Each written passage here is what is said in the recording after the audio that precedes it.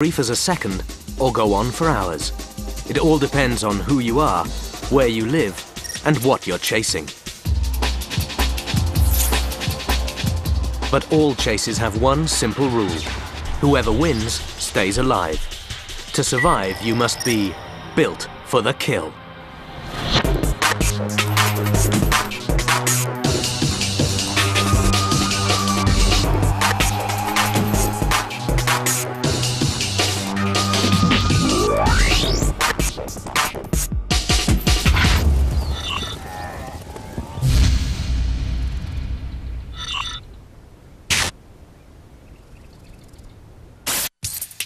The chase is a lethal game of tag in which predator and prey must try to outsmart and outrun each other.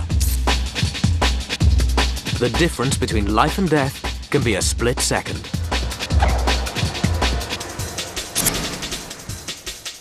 Speed and agility, stealth and bravado. A hunter is a killing combination of body design and strategy.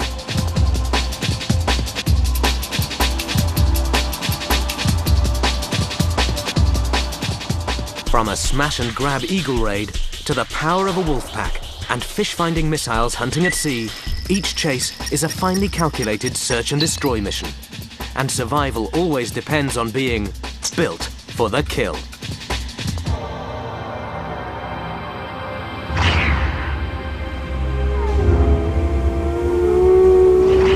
Ellesmere Island in the Canadian Arctic. The top predator here is a wolf, a white wolf. Wolves live in packs, but food is hard to find here, and this wolf pack is small. Just mum, dad, and the kids. Wolves are one of the most widespread carnivores on the planet. They can survive in extreme environments like this because they're cunning and adaptable. The wolves might look like they're having fun, but survival here is a deadly game. And while a lemming is a tasty snack, something bigger would be better. White wolves are built for chasing down dinner. They're supreme runners that can sprint up to 50 kilometers or 30 miles an hour. But they can also lope for hours, traveling up to 160 kilometers or 100 miles in a single day. It all depends on what's on the menu. In summer, a feature dish here is Arctic hare. There's only one problem. With its oversized back legs and feet and its long stride, an adult hare can run faster than a wolf. For only a few weeks each year, the wolves have a chance. Young hares or leverets aren't quite so quick. To find a target, the wolf uses an arsenal of sensory weapons. Its long muzzle gives it an incredibly acute sense of smell. It can pick up a scent trail from almost 2.5 kilometers, well over a mile away. A wolf has finely tuned hearing and can detect sounds at a much higher frequency than humans. It also has good binocular vision, even though it sees the world virtually in black and white. That's bad news for the white Arctic hare.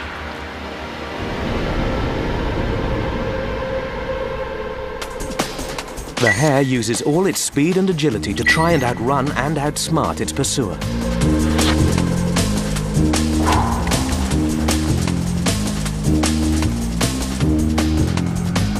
The soles of its hind feet are hairy for extra grip.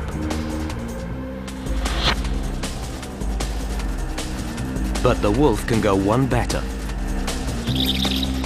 Just watch it turn as the hare jinks and swerves in a desperate bid to escape. The wolf's claws act as cleats, good for cornering.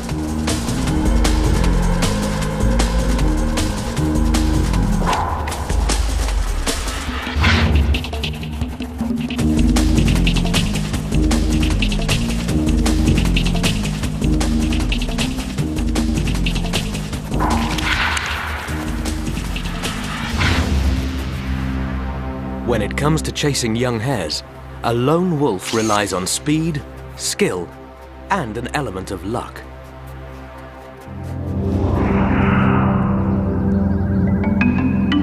Central Canada. And another wolf pack uses a different strategy to take on the biggest animal in the Americas. There's little chance a wolf hunting on its own could bring down one of these monsters.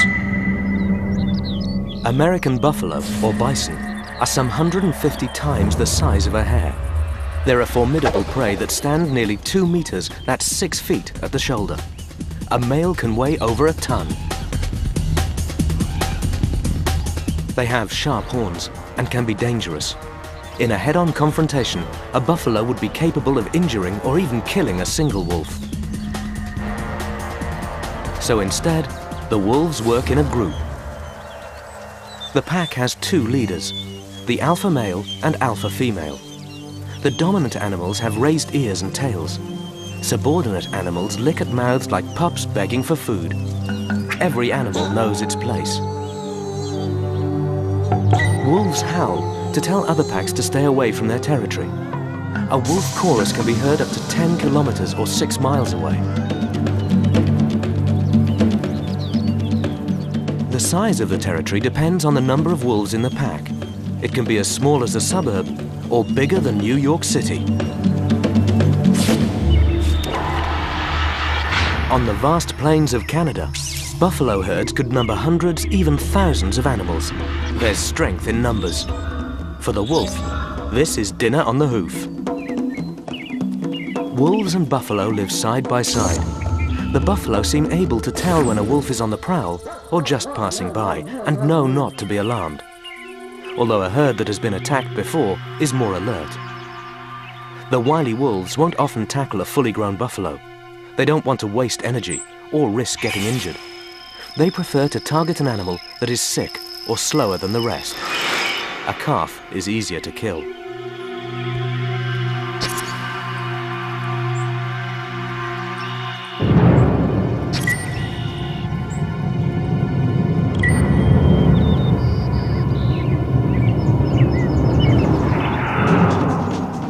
The wolves stalk to get as close as possible. If the buffalo hold their ground, the wolves won't risk an attack. If one animal starts running, the whole herd will join in. The chase is on. For the wolves, it's a test to see if they can get close to their intended victim. But the buffalo are fast runners. At speeds of more than 60 kilometers or 35 miles an hour, they're faster than the wolves. If the wolves can't get close, they will soon give up. More than 9 out of 10 hunts fail. If a quick kill isn't possible, they'll go for a test of endurance. They might run the buffaloes for more than 5 kilometers or 3 miles. It can take them several days to finally complete their kill.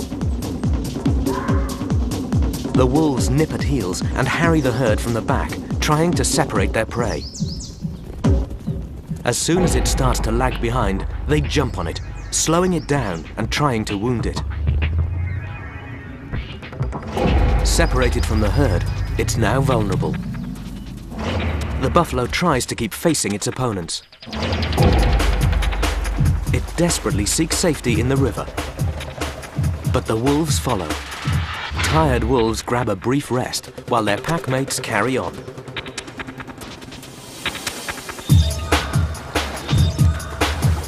Eventually, the buffalo is just too exhausted to fight. The wolves have their victory. By working together, wolves can take down animals much bigger than themselves. On their own, or as part of a team, wolves are expert at the chase and built for the kill. Coming up next on Built for the Kill. A pocket-sized assassin hunts on its own in the night forest. Out in the open ocean, speed is the deadliest weapon. A golden eagle's search and destroy mission unfolds in the skies of the Himalayas. A pirate seabird grabs its chance. And living torpedoes on the chase for fish.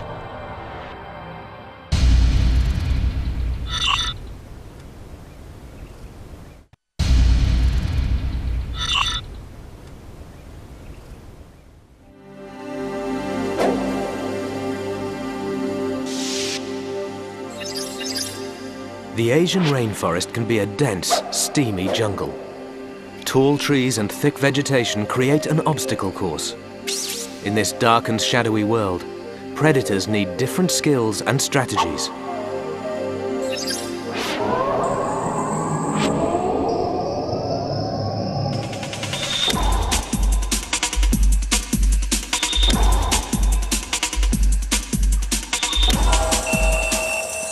There's no point trying to work in a group, so this pocket-sized assassin hunts on its own. Small, fast and deadly, it's probably not what you'd expect a killer to be.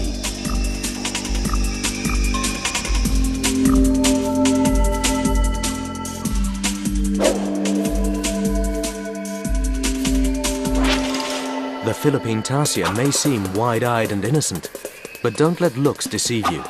This is the face of a killer. An adult tarsier weighs only about 120 grams or 4 ounces. It's so small, it can sit in the palm of a hand. This primitive primate hunts in the dark using sight and sound. Each enormous eye is larger than its brain. If human eyes were as large in proportion to our skull, they would be the size of a grapefruit. The eyes are too big to swivel in their sockets, so the tarsier rotates its head round to the back like an owl. It's like having eyes in the back of its head. Perfect all-round vision.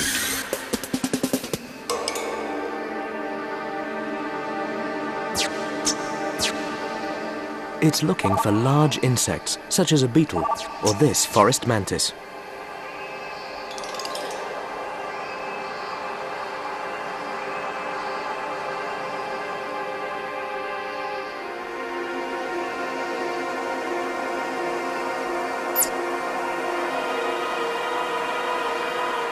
Like any assassin, the tarsier pinpoints its target with precision, lining it up for the killing pounce.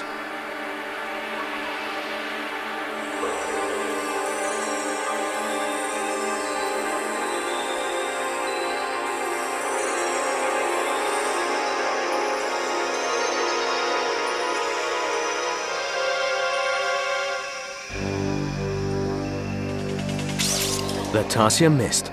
The mantis's prayers were answered, this time. The tarsier also relies on incredibly sensitive hearing to locate prey in the nocturnal jungle. These long fingers have pads on the tips for extra grip. It's poised for the kill. Once the tarsier locked on, it made a single deadly strike. The mantis was the victim of a perfectly executed ambush. One chase down, another 5 or 6 to go. This little hunter needs plenty of fuel to keep chasing through the night. It covers a lot of ground for a tiny animal. A male may travel more than 1.5 kilometers, nearly a mile, in one night. What makes the tarsier really built for the chase is its amazing skeleton. It has enormous leg muscles to power it into the air. The bottom third of its 2 lower leg bones are fused together. They act like shock absorbers when it lands. The spring-loaded tarsier can leap more than 25 times its own body length, up to 3 meters or nearly 10 feet.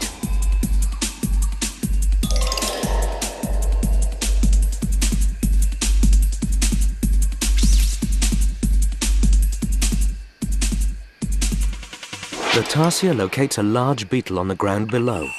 It looks, listens, and lines up its goal.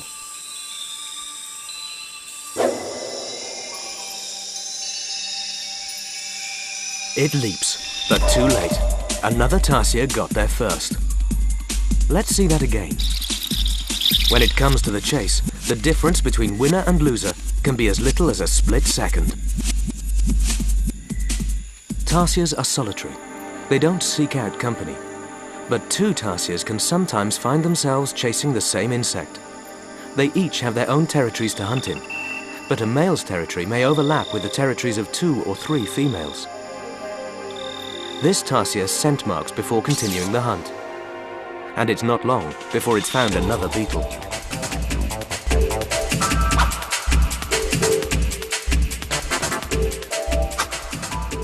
Tropical rainforests are among the most diverse environments on Earth. The night forest is full of potential dinners. The secret to the tarsier's success lies in preparation.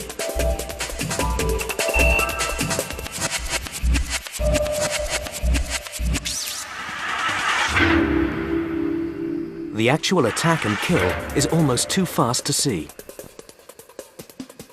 Here it is again in slow motion. In mid-leap, the tarsier is a speeding missile, tucked into an aerodynamic ball. As it closes in, its long, grasping fingers reach out.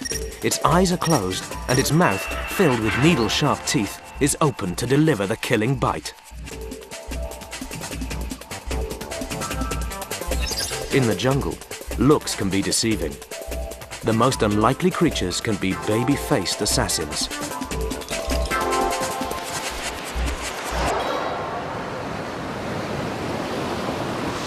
While tarsiers strike from the shadows, gannets dive from the sky as they chase down fish. For a few months each year, these supreme seabirds come to cliff-top vantage points to lay eggs and raise their chicks.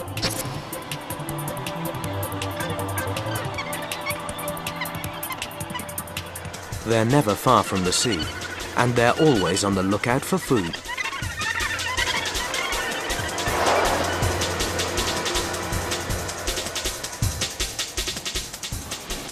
So is the striped marlin, the open ocean equivalent of a wolf hunting in grassland.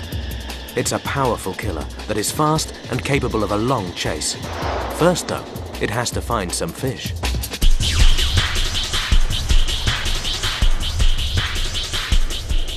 The gannets are also looking from high in the sky. They're superb gliders with long wings to give them good lift. They soar effortlessly, using updrafts off the waves as they scan the sea below for potential dinner. When they've located some fish, gannets can dive from 30 meters, nearly 100 feet above the water. They're adapted to survive the impact. The front of the skull is reinforced and strong. It's a built-in crash helmet.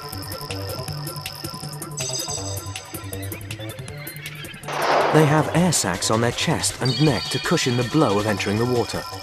At the very last moment before impact, they take a deep breath and inflate them. Gannets had impact-absorbing airbags long before cars. When it comes to chasing fish, marlin and gannets are two of the fastest animals around. Their weapon is speed. The marlin has located a school of fish. It zeroes in, reaching speeds of 80 kilometers or 50 miles an hour. The speed comes from its tail.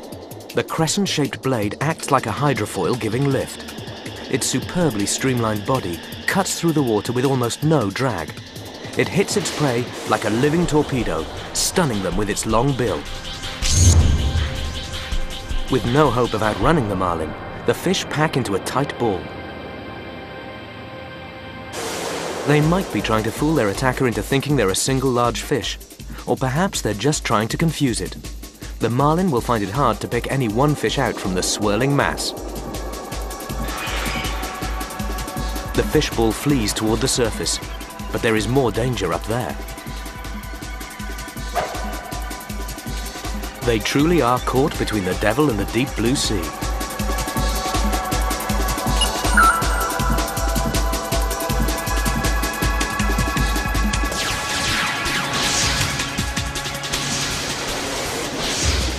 Tucking their wings in, the gannets dive at speeds of up to 145 kilometers, more than 80 miles per hour. Hitting water at this speed is like slamming into concrete, but the gannets' built-in airbags take the blow.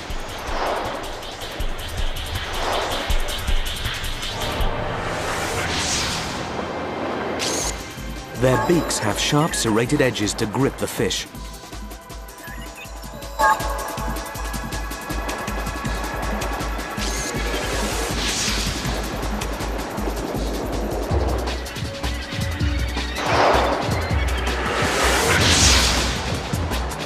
The gannet is a missile that strikes from the air, while the marlin is a living torpedo. Two fish-chasing specialists with different strategies for hunting in the open sea.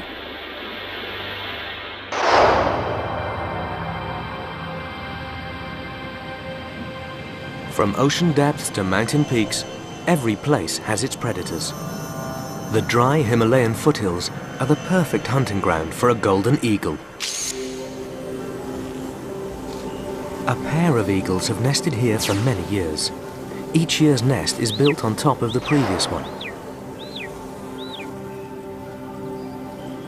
A female golden eagle is impressive, nearly a meter or more than 3 feet tall.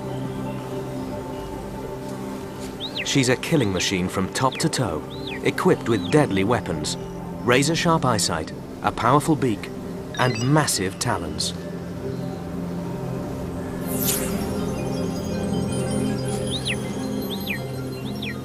It's breakfast time. The chicks are hungry. Time to go hunting. With wings that span more than 2 meters or 6 feet, a large tail, and huge flight muscles, the golden eagle is a fast, strong flyer that is perfectly built for the chase.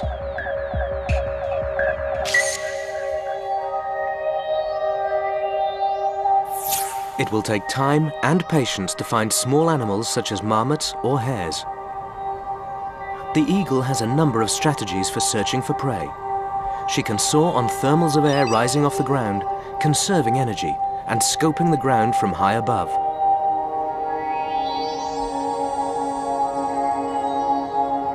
Or she flies at low altitude, back and forth in every direction, quartering the ground in the hope of surprising a victim.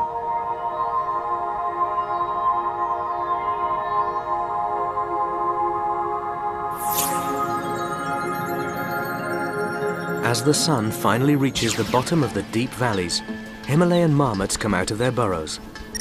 They're late risers and don't come above ground until the sun begins to warm things up. These big rodents are one of the eagle's favorite foods, and they know it. They're safe for now. The golden eagle has a huge territory and a lot of ground to cover. She's several valleys away from the marmot colony.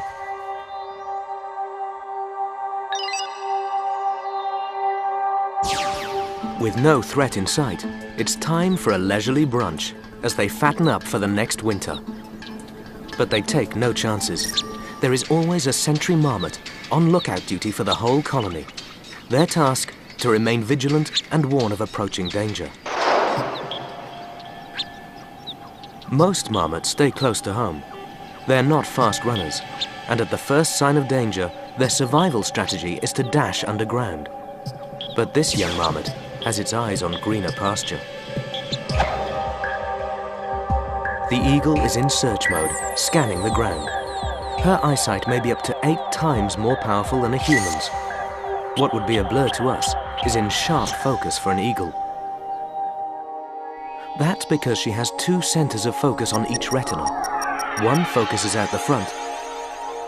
The other concentrates focus more towards the sides. She can pinpoint her prey with deadly accuracy. The lookout marmot continues to scan for possible threats. An attack could come from a wolf on the ground or an eagle in the air.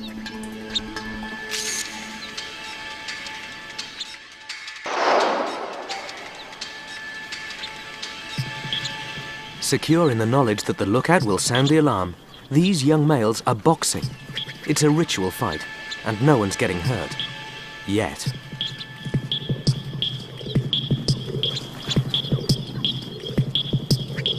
The wandering youngster, meanwhile, is getting further away from the colony. And the mother eagle's hunting pattern has brought her to the Marmot's Valley.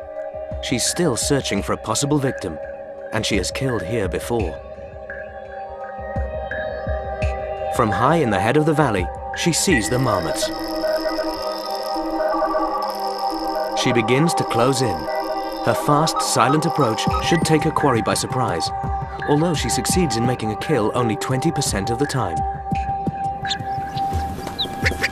The lookout sees her coming. It shouts the alarm. The marmots head for cover. They all escape, except for the young marmot who has strayed too far and didn't hear the alarm call. And the eagle has seen it.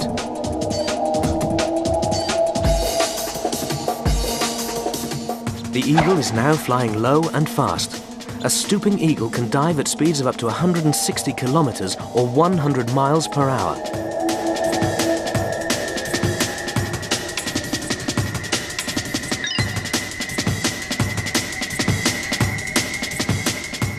She bends her wings back to go faster and uses her tail to maneuver. Precision is vital. If she miscalculates at this speed, she could crash and injure herself.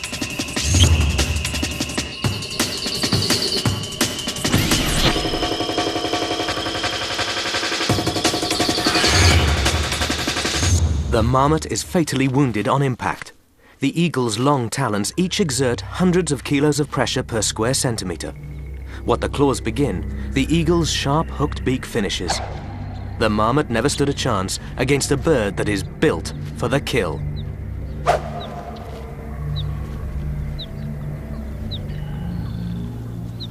The golden eagle is so strong, she can carry prey that weighs more than half what she does.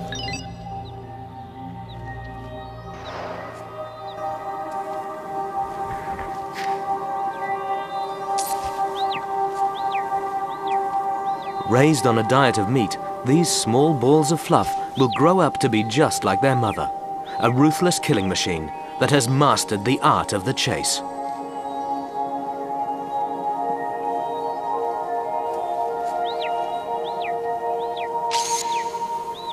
Still to come on Built for the Kill. A flying fisherman with the brain of a mathematician.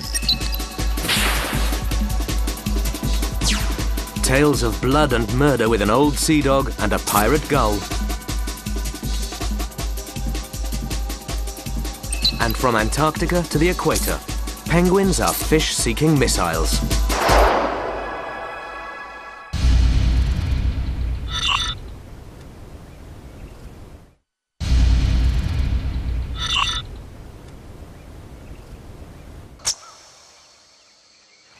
A flying fisherman with a mathematician's brain relishes the challenge of hunting in these rivers. The bald eagle makes a surprise attack to catch fish, but it doesn't fly around looking for dinner. This eagle picks a vantage point to spot fish swimming in the water below. It spied a target. The chase is on. It swoops in low and fast. Judgment is crucial, because the target is not where it appears to be.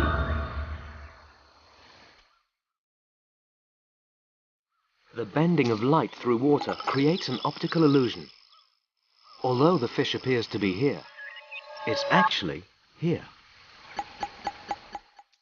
The eagle must perform a split-second calculation to work out the exact location of its prey. The fish didn't even see the bald eagle coming. It's a perfect catch.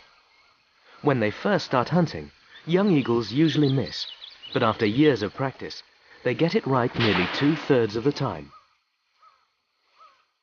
The eagle's talons are strong, with rough foot pads, useful for gripping a slippery customer like a fish. For a few glorious weeks each autumn, bald eagles don't even have to chase down dinner. Salmon return to their spawning grounds and die in their thousands. For hungry eagles, it's an all-you-can-eat buffet. Whether hunting on land or in the water, eagles are supreme flying machines with sharp eyes and sharper claws. They really are built for the kill.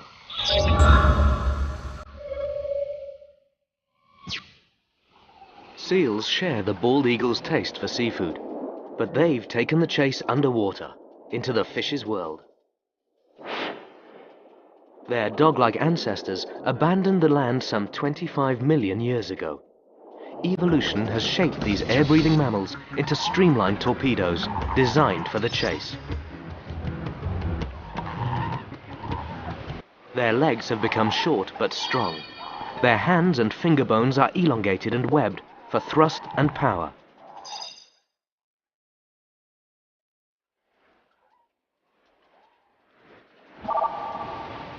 To keep the bullet-shaped head streamlined, eared seals have small ears that sit tight against the side of the head. They may be small, but they're one of the seal's most useful hunting tools. Underwater, a seal can tell exactly which direction a sound is coming from. Some seals may eat up to a quarter of their own body weight in fish and squid each day. Time to go fishing.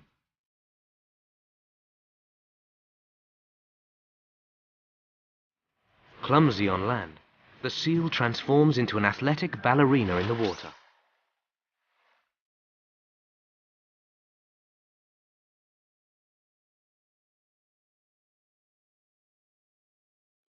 Lithe and muscular, the seal is perfectly adapted for the underwater chase. It gets power from its front flippers, while its hind flippers act as rudders to steer and turn.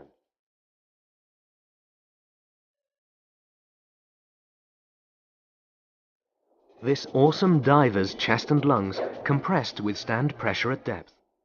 A seal can dive to 240 meters, nearly 800 feet, and then speed back up to the surface to breathe without getting the bends. This seal's hunting ground is a deep, dark fjord. To locate prey in the gloomy water, it relies on acute hearing and good eyesight. Its eyes sit high on its face, looking forward. Underwater, the pupils are open wide, and the eyes bulge almost out of its head.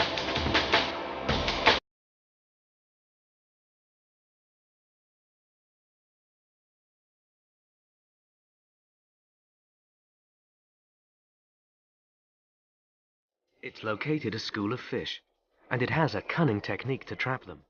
The sides of the fjord are steep. It begins to chase the fish up towards the surface and against the rock wall, where they will have no escape.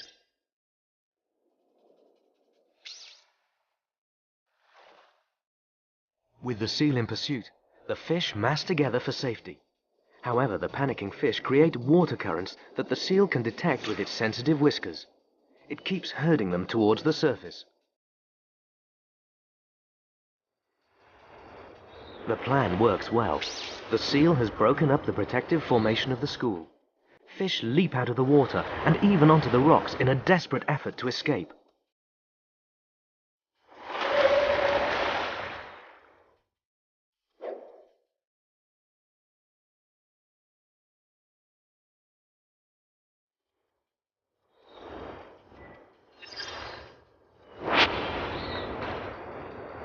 The seal's teeth are good for holding on to fish, but not for chewing. These fish are small enough to swallow whole. And there's even enough for a watching gull. At the end of a successful chase, the seal has a full stomach, and some of the fish have escaped to live another day.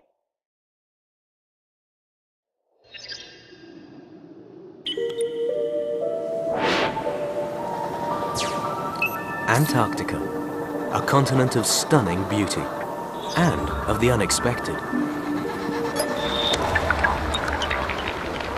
where birds fly out of the water only to come face to face with their worst predator.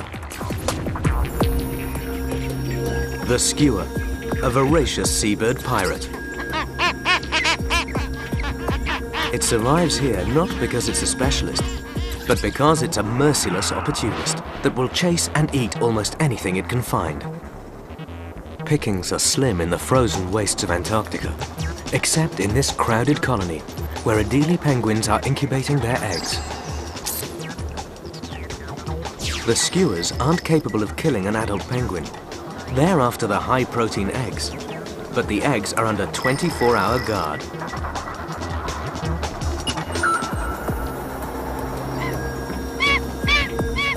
To feed themselves and their tiny chicks, most skuas catch fish or krill at sea. But a few aggressive birds have specialized in taking penguin eggs and chicks. This is an uneven contest, where the predator is at a disadvantage. Adult penguins weigh nearly 4 times as much as an adult skua. Their flippers are capable of breaking a skua's wings, and maybe even killing it.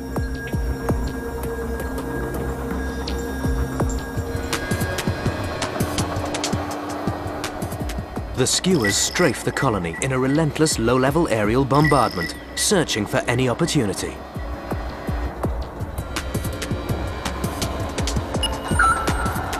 This is not a job for the timid. Only the bravest birds take it on. To get an egg, they first have to get past the guard. Their strategy is to harass the penguins and distract them. There is too much danger from the closely packed penguins in the center of the colony, so their best chances will come around the edges. As long as the penguins hold their ground, their eggs will be okay. But they never know when they're about to be buzzed by a low-flying skewer.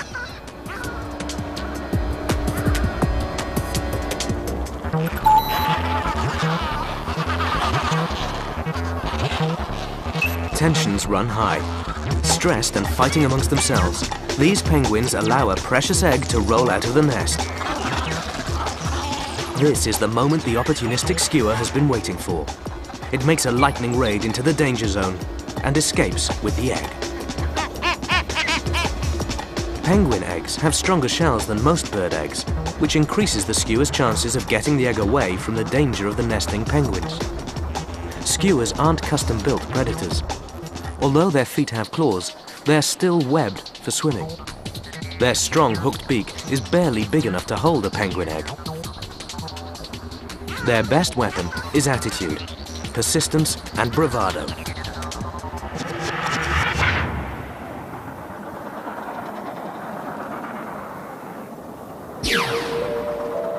During the Antarctic summer, the sun never sets. The skewers hunt whenever they're hungry, 24 hours a day. After a 5-week incubation, the penguin chicks are hatching. The small chicks will be safe, as long as they're guarded by a parent. On their own, they're defenseless and could easily be overpowered and carried away by a skewer.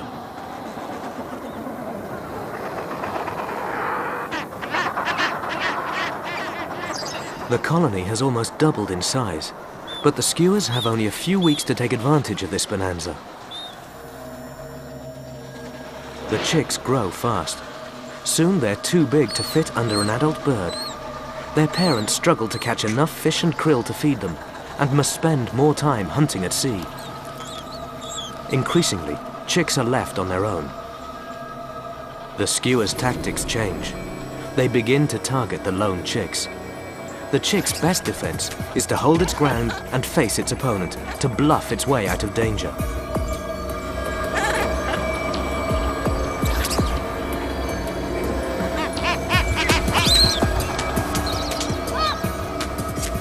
Instead of lightning-fast air raids, the skewers launch sustained ground offensives. With not so many adult penguins around, the skewers are much bolder.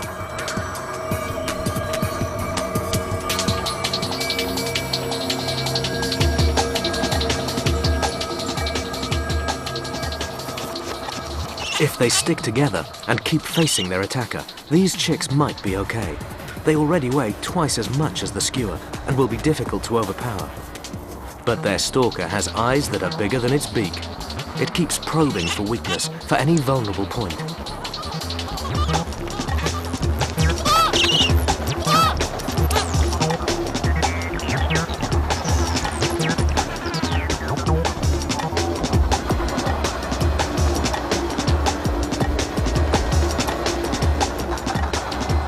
One of the chicks makes a run for it. A bad move. Luckily, the penguin cavalry arrives just in time.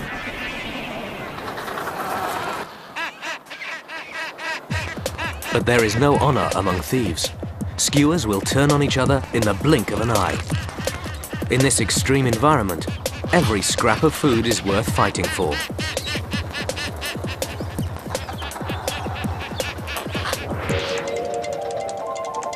By late summer, the biggest chicks are fledging and are nearly ready to go to sea. But there are still some late-hatching small chicks that could fall prey to the pirate gulls.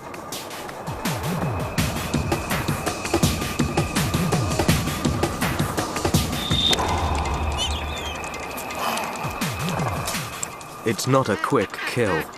Skewers don't have an eagle's talons or a wolf's teeth. And this time, there are no adult penguins to come to the rescue.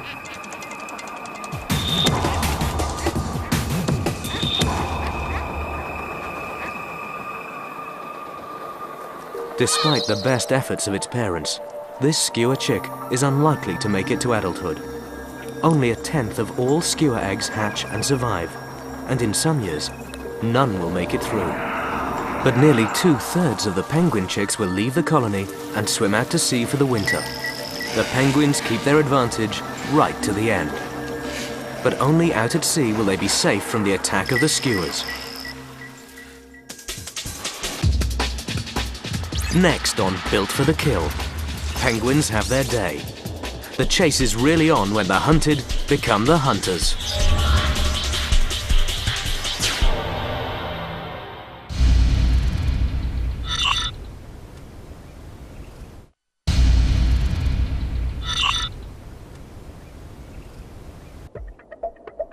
In the high-stakes world of the chase, prey can quickly become predator. Comical and vulnerable on land, in the water, penguins transform into swift, deadly hunters. Emperor penguins are supremely adapted for life both above and below water, in the coldest continent on Earth. Their feathers are a survival suit. While they're on land, special muscles erect the short, stiff feathers, which lock together and trap a layer of air against the skin, the penguin equivalent of double glazing. But the feathers must serve a dual role. Penguins may not soar into the air anymore, but underwater, they surely fly. Once in the water, their feathers are redeployed flat against the body for maximum streamlining and complete waterproofing. The insulating layer of air is forced out by changing pressure, leaving a vapor trail of bubbles.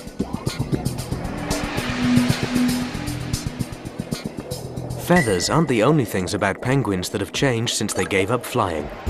Their wings have become stiff paddles that propel them underwater. Their feet and tail act as rudders, helping them to turn. Emperor penguins chase down dinner in the ocean depths. They can even hunt on the sea floor more than 500 meters or 1,600 feet down. They can hold their breath for up to 12 minutes at a time. They have less drag than the best designed boat or submarine and can swim faster than an Olympic gold medalist.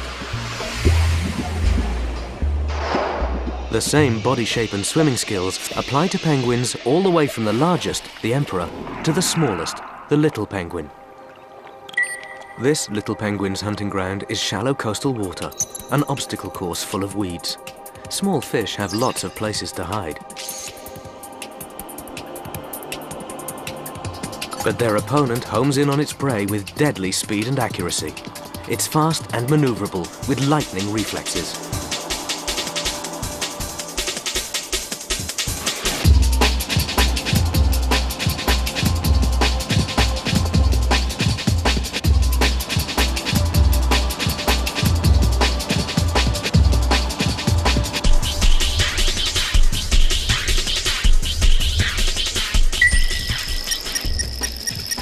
This fish gets away, but the next one might not be so lucky.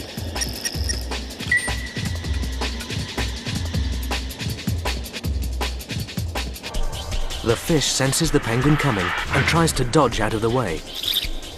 But the penguin's strike is too fast.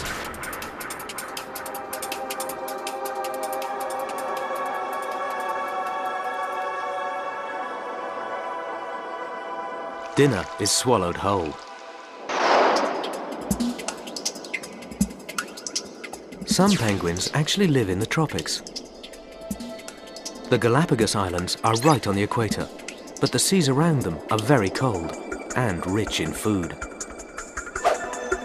This penguin still has all the design features of its cousins in Antarctica. It's an underwater flying machine that is built for the chase.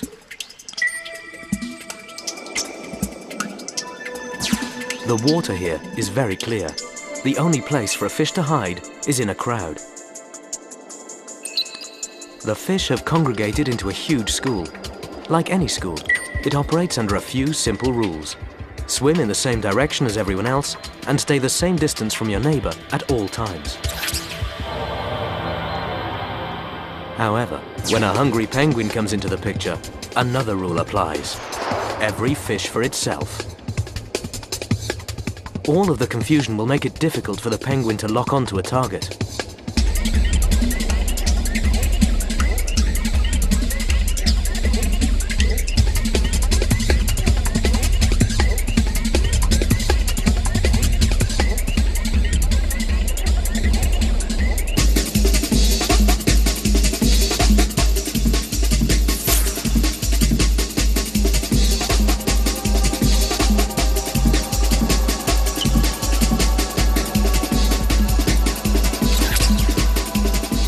Finally, out of the chaos, the penguin has managed to catch dinner.